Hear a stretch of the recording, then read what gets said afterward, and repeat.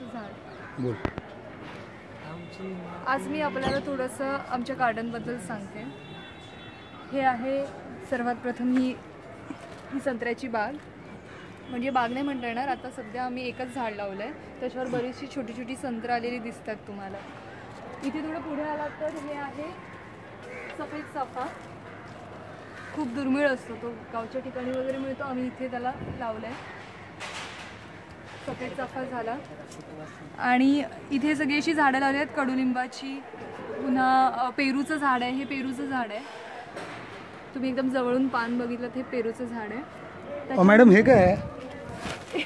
खाली जर समजा कोणाला मूड आला कुठेतरी, समजा जर मूड आला की कधीतरी आपण जीवन संपवावं, तर मग हा सर्वात चांगला उत्तम उपाय आहे। हा आमच्या बरोबर इकडे कामाला आहे। हे बघा, हे आहे सफेद फूल, हे याची पण आम्ही लागवड केली आहे, याला जास्वंद नाही म्हणत, काहीतरी बोलतात, सफेद गुलाब आहे ते। इकडे आहेत ही सुंदर छान छान फुलं आणि अशी आम्ही सगळी लागवड केलेली आहे इकडे। हो मॅडम, झालं का? हां, हे बघा, हे आमचे एक असेच काम करणारे आमच्याकडे, यांनी बरीचशी झाडं लावलेली आहेत आमच्याकडे।